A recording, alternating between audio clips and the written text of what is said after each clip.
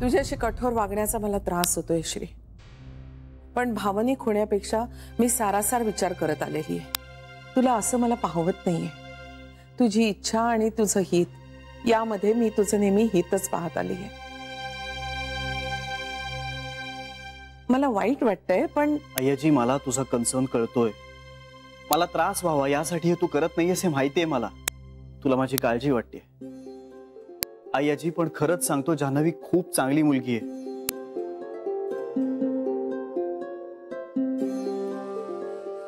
लग्न दोन माणसांचं नसतं, दोन कुटुंबांचं असतं श्री.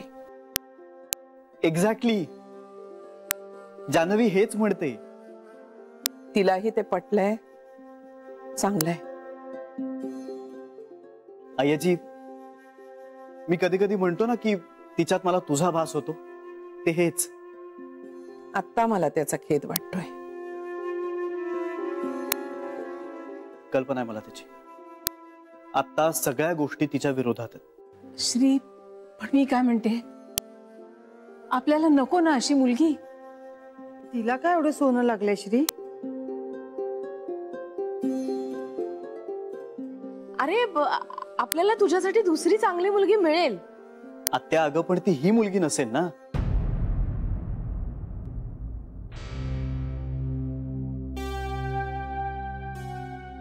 श्री, माझ्या मनात या मुलीविषयी आकस होता, तो बाजूला ठेवून मी तुझं म्हणणं मान्य केलंय.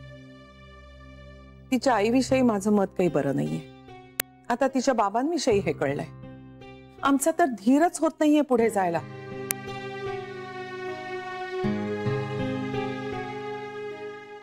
पण शेवटी निर्णय तुला घ्यायचा.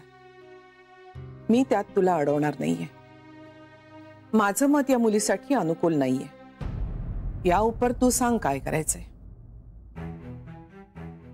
अय्याजी, लग्न माझं आहे, पण माझ्यासाठी तुम्ही 6 जणी सुद्धा खूप जास्त महत्वाच्या आहात. माझ्या आयुष्याचा एक महत्वाचा भाग आहात तुम्ही. आणि तुम्हाला बाजूला सरून मी काहीच करू शकणार नाहीये. मी लग्न करेन तर फक्त जान्हवीशीच, पण ते तुमच्या आशीर्वादाशिवाय नाही.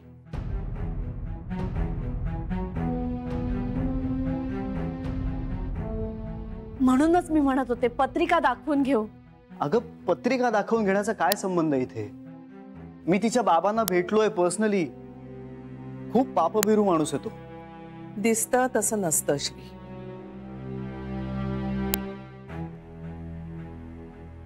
अय्याजी, तिच्या बाबांना अफरातफरीच्या आरोपावरून काढून टाकलेलं असलं ना, तरी त्यांच्यावरचा कुठलाही आरोप अजून सिद्ध झालेला नाहीये. सिद्ध न झालेला गुन्हा घडलाच नाही असं नाही ना होऊ शकत श्री. पण सिद्ध न झालेला गुन्हा ग्राह्य धरून त्या माणसाला पण दोषी नाही ठरवू शकत. पण त्याला निर्दोष तरी कसं ठरवणार तू? हे बघ, त्यांनी हे केलं असेल किंवा नसेलही, पण जर त्यांनी केलंच नसेल तर त्यांच्यावर लागलेला हा डाग त्यांनी पुसायचा का प्रयत्न नाही केला? कारण त्यांच्यावर कुठल्याही कोर्टात आजवर गुन्हा सिद्ध झालेला नाहीये. अगं, त्यांची फक्त बदनामी करण्यात आली आहे, आणि ते जाऊन कोणाकोणाची तोंड बंद करणार आहेत? या कुटुंबाशी सोयरीक जोडण्याचं एक तरी कारण देशील मला? माझं प्रेम. मी प्रेम करतो तिच्यावर. म्हणून ती या घरात सून होऊन येण्याच्या योग्यतेची ठरते का? नाही ठरत काजी. ती तुझी बायको व्हायला पात्र ठरते. तुझी बायको म्हणून मी तिला स्वीकारू शकते, पण या घराची सून म्हणून मानण्याचं बंधन नको घालूस माझ्यावर.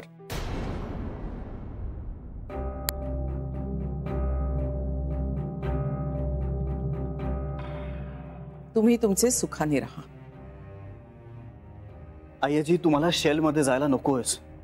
तू मला माझ्या लग्नात, माझ्या आयुष्यात स्वेच्छेने आणि आनंदाने असायला हवीस. ती मी असणारच आहे रे, पण स्वेच्छा आणि आनंद याची अपेक्षा करू नकोस. मला खोटं वागता येत नाही.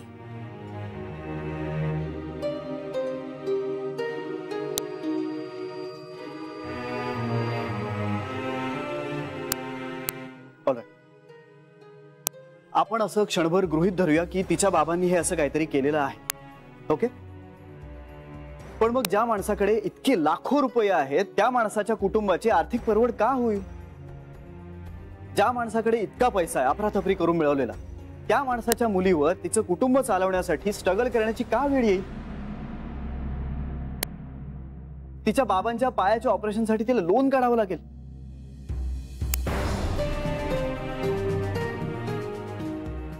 या सगळ्याचा अर्थ ते निर्दोष आहेत असा होतो का? हो होतो, पण तरीही आपण असंच गृहीत धरूया की तिच्या बाबांनी हा सगळा फ्रॉड केलेला आहे, त्यांनी पैसा लपवून ठेवलेला आहे आणि हा सगळा स्ट्रगल बनाव आहे जगाला दाखवण्यासाठी. आई आजी, पण तरीही अगं त्यांच्या गुन्ह्याची शिक्षा त्यांच्या मुलीला का मिळावी? वडिलांनी केलेल्या खुनाची शिक्षा म्हणून काय, तर अपत्याला फासावर लटकवायचं. आई आजी, असा होतो का ग न्याय? जान्हवीच्या बाबांनी अफरातफर केलेली असेल पण म्हणून तिला त्याची शिक्षा मिळायला हवी? हे बसतं न्यायात? पटतंय का तुला हे? आई आजी, वडिलांच्या कृतीवरून मुलीला जज करणं योग्य आहे का? आणि आई, शेवटी लग्न श्रीला त्या मुलीशी करायचंय ना. तिचे आई वडील कसेही असले तरी त्याने काय फरक, काही फरक पडतो का आई?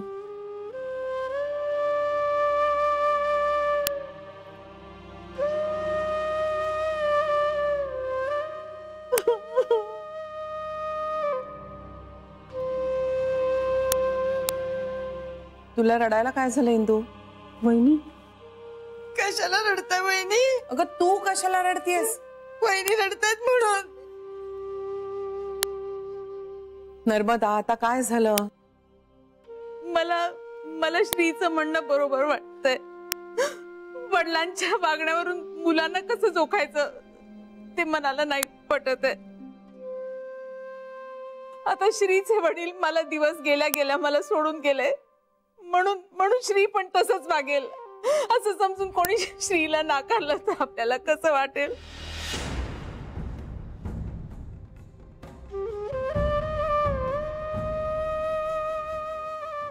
हे असं वागले त्यात श्रीचा काय दोष आहे?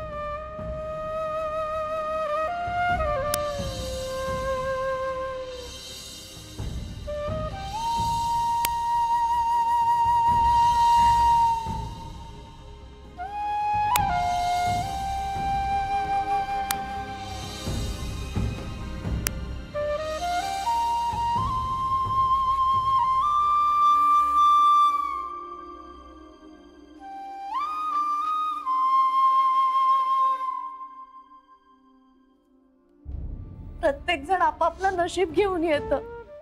आता श्रीच्या नशिबात ती मुलगी असेल तर आपण का नाही म्हणायचं? आणि तिचे वडील कसेही असले तर त्यांनी काय फरक पडतो? ती मुलगी चांगली आहे ना, मग बास झालं.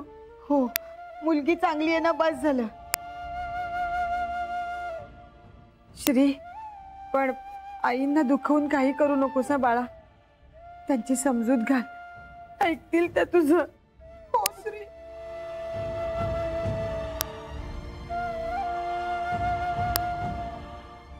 सगळं नीट होणार आहे. शांत व्हा तुम्ही.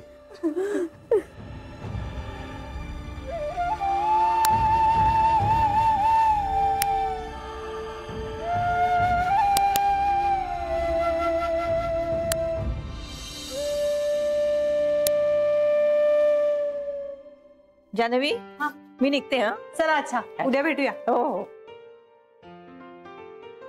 जानवी, कसा दिसतोय हा ड्रेस? काय ग, एकदम लुक चेंज झालाय. माझ्या हिंदूला पण आवडतो. काय काय चाललंय काय नक्की? ही बँक आहे, ही फॅशन परेड नाही ना. सकाळी एक ड्रेस, संध्याकाळी दुसरा ड्रेस. काय नक्की काय चाललंय? सर, माझं प्रमोशन ड्यू आहे. म्हणून कपडे बदललेस?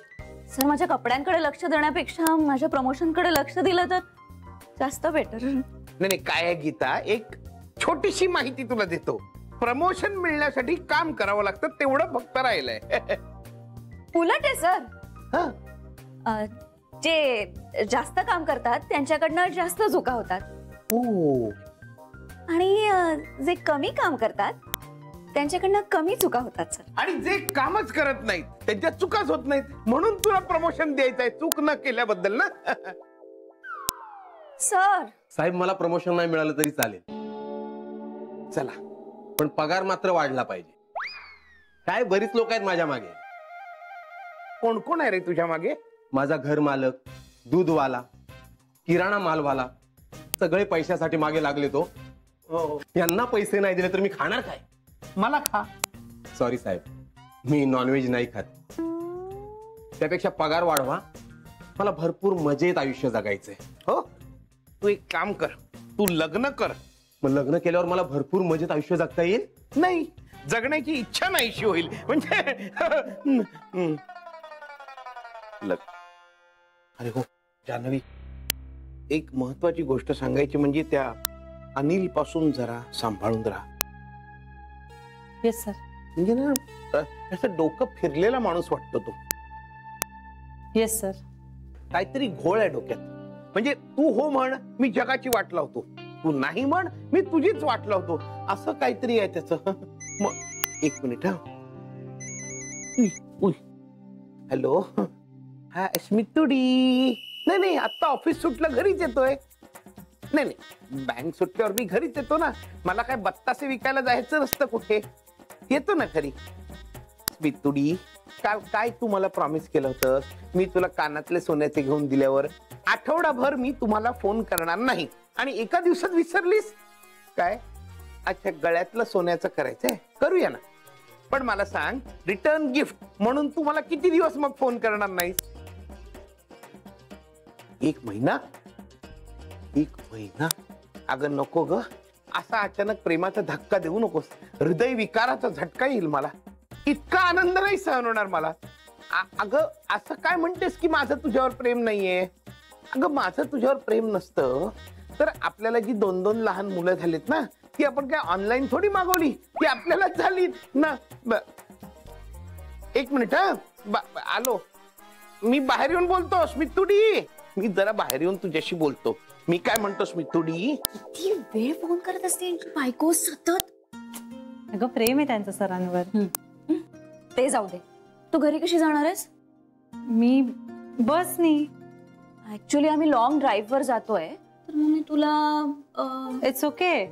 अगं काहीच प्रॉब्लेम नाहीये, मी जाईन ना बसने. आणि तू काय रोज रोज सोडायला येणार आहेस का मला? डोंट वरी. तू श्रीला सांग आता, या अनिलचं अति होत चाललंय. तो सध्या त्याच्या वेगळ्या टेन्शन मध्ये आहे ग, आणि मला त्याला त्रास नाही द्यायचा. जान्हवी, या माणसाचं काहीतरी करायला पाहिजे. हा, चल निघूया. तू निघ, मला जरा वेळ आहे. Okay, bye. नीट जा. Take care.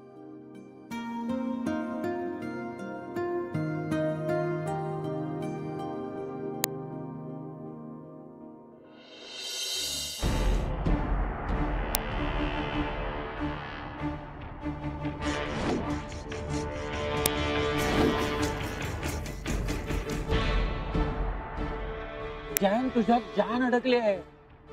अगं मी तुझ्यावर प्रेम करतोय.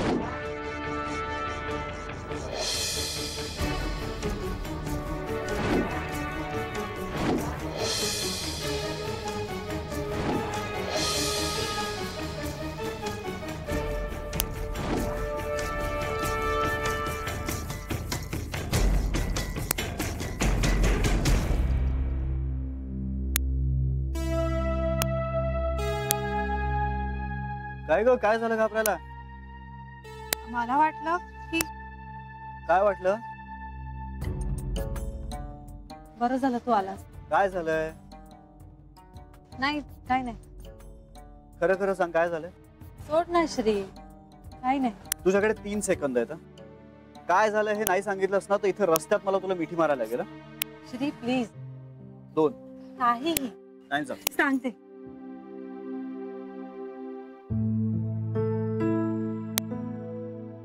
मला वाटलं अनिल आहे. एवढी घाबरतेस त्याला? अरे मग तो तसाच आहे. तो तसा नाहीये, तू त्याला तसं केलंयस. म्हणजे तू त्याला घाबरतेस म्हणून मग तो तुला आणखीन घाबरवतो. तसं नाहीये. तसंच आहे जान्हवी. जान्हवी, बायकांना जशी पुरुषांची नजर कळते ना, तशी पुरुषांना बायकांची भीती कळते. आणि समोरची बाई घाबरतीये, भीतीये हे त्यांना कळल्यानंतर त्यांचा इगो आणखीन सुखावतो. फार घाणेरडी विकृती आहे. मग मी काय करू श्री? तो असा येतो मागे मागे आणि काहीही बोलतो. त्याला शांतपणे सांग एकदा की हे काहीही खपवून घेणार नाहीये. अरे झालंय सगळं सांगून. Then it's time to act. म्हणजे तू पर्स मध्ये लाल तिखट ठेवतेस? नाही मग ठेवायला लाग. आणि गर्दीच्याच रस्त्याने ये जा करायची. आणि त्यांनी फार त्रास दिला ना तर एक ठेवून द्यायची त्याच्या. बाकी पब्लिक असतात आजूबाजूला, ते घेईल काळजी. मुलीची छेड काढते म्हणल्यानंतर हात साफ करून घेतील. तुझ्या मोबाईल मध्ये माझा नंबर स्पीड डायल वरती ठेव. काहीही प्रॉब्लेम आला तर मला फोन करायचा. आणि मी जर लांब असेल ना तर 103 नंबर डायल करायचा. फोनचाही काय प्रॉब्लेम असेल ना तर जवळपास कुठेतरी पोलीस स्टेशन बघ, त्यांच्याकडे जा आणि त्यांना सांग की हा माणूस मला त्रास देतोय. मग ते काय ते करायचं ते बघतील. हा, आजूबाजूच्या माणसांची मदत घे. आणि हे सगळं करताना अजिबात पॅनिक होऊ नकोस. घाबरायचं नाही, मनातून घे. त्या अनिलचा उगाच बागुलबुवा करू नकोस. जान्हवी, स्त्री ही चपळ आणि स्ट्रेंथ असलेली जात आहे. त्या बाजूकडे बघ. घाबरून विक्टिम नाही बनायचं कधी. कणखर आणि सक्षम स्त्री बनली पाहिजेस. आणि तुझी मदत आणि तुझं संरक्षण हे पहिल्यांदा तुलाच करता आलं पाहिजे. आम्ही आहोतच की सगळे. पण पहिला मदतीचा हात हा तुझाच असला पाहिजे.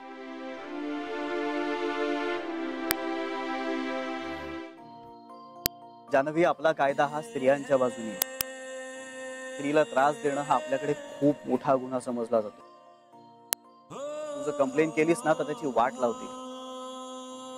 हा, सांग त्याला तुला कायदा कळतो म्हणा. आणि सगळ्या गोष्टी इतक्या तुझ्या बाजूने असताना तू त्या अनिलला घाबरतेस. काही करू शकणार नाही तुला. किती छान बोलतोस रे तू. जान्हवी, भीती वाटणं खूप नॅचरल आहे. नीट माणसं काही भीत नाहीत असं वाटलं का तुला? घाबरतात ना, पण ते भीतीवर मात करतात. आणि माझी होणारी बायको ही धीट आहे.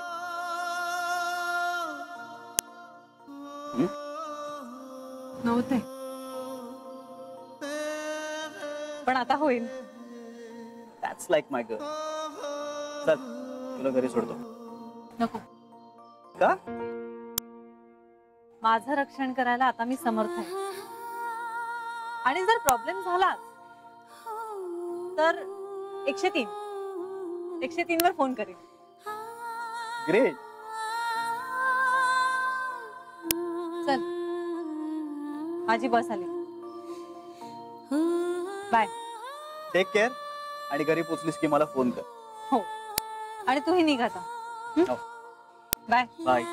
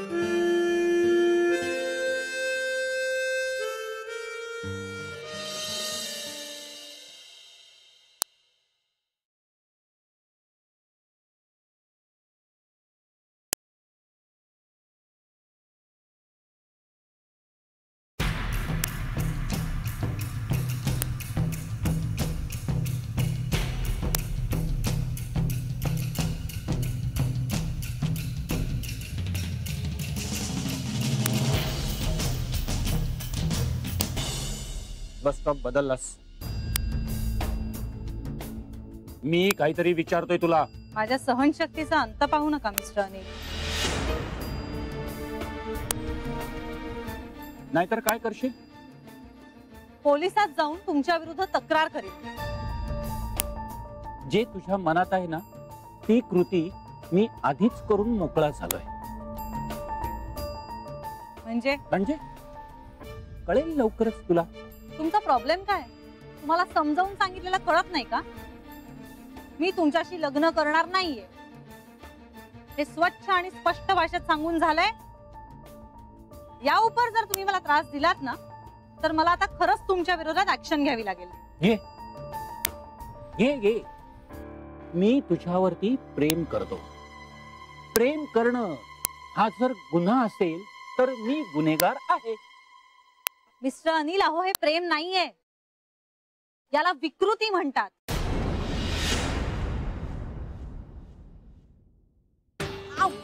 हे तुला केव्हा कळलं? तो गोखले भेटल्यानंतर, त्याची संपत्ती दिसल्यानंतर. मिस्टर अनिल, माझा हात सोडा नाही तर मी ओरडीन आता जोराने. ओरड ओरड ओरड, मोठ्याने ओरड. बघूया ना कोण कृष्ण येतोय या द्रौपदीला वाचवायला. ओरड.